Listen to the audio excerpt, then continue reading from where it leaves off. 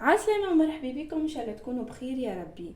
دونك رجعت لكم بفيديو جديد. اليوم باش نحضروا مع بعضنا دبارة خفلف، باش نحضروا مع بعضنا عجة بالمرقيس محرحرة على الطريقة التونسية. دونك تابعوني للاخر باش تعرفوا شنو هما المكونات وكيفاش حضرناها. نبداو بسم الله. المكونات نستحقوا كعبة بصل قصيتها قطع صغيرة، كعبة طماطم كيف قصيتها قطع صغيرة، قرن فلفل كيف قصيته قطع صغار، 5 ريول ثوم ما هرستهمش قصيتهم. باش نستحقوا لفاحات ملح، فلفل اكحل، كركم، تيبل. وباش نستحقوا شطر مغرفة كبيرة هريسة عربي، مغرفة ونص طماطم كونسونطري، المرقيس، وبالطبيعة 4 كعيبات عظم. يلا نبداو. دونك هوني خديت المقلة متاعي، حطيت فيها كمية نتاع زيت، خليته يسخن شوية. دونك شنو باش نعمل؟ باش ناخذ في المرحلة الأولانية البصل والثوم،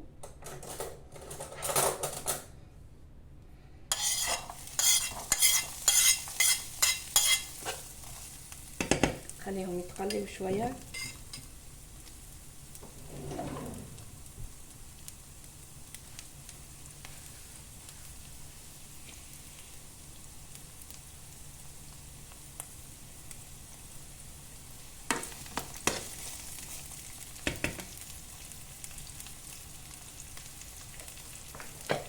ناخذ المرقيس، نحط عليه شوية فلفل اكحل،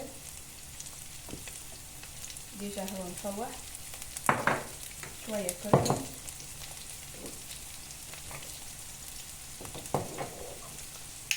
وشوية تيبل. شوية كركم، شطر مغرفة كبيرة، وشطر مغرفة كبيرة تيبل. دونك نخلطهم مع بعضهم ونحطو من المرحلة الأولانية يتخلط.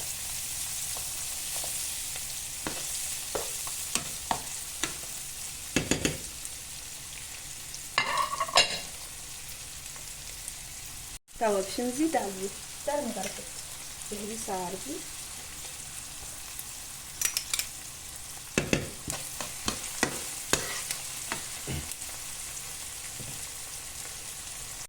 توا باش نكمل نضيف الطماطم،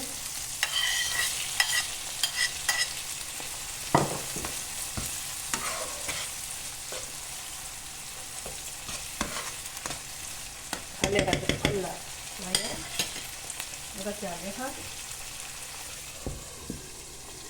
دونك هوني بعد ما تقليت ناخد مغرفة ونص الطماطم متاعي، خليتهم شوية ماء،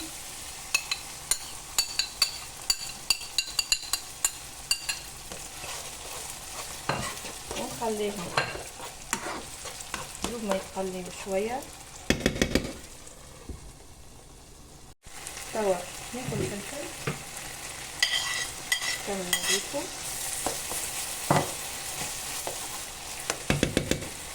ناخد ماء مغلي ونزيدو ونخليها تطيب على نار متوسطة حتىش لين يطيب المرقيس حاجتي. يلا توا في المرحلة هذيا بسم الله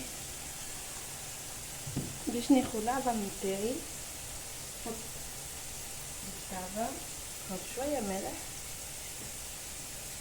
شوية فلفل اكحل،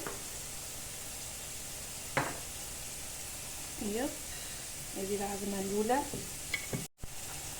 ثانية،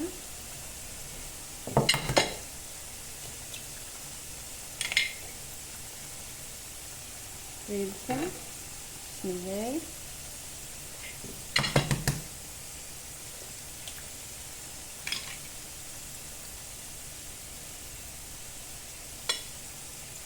العظمة الرابعة، بسم الله. توا ناخد شوية فلفل اكحل، بسم الله، وشوية ملح، ونحط الكزوز قرون فلفل، بسم الله. يلا خليها لمدة 5 دقايق. دونك فطورنا حضر، شوفوا بسم الله ما شاء الله.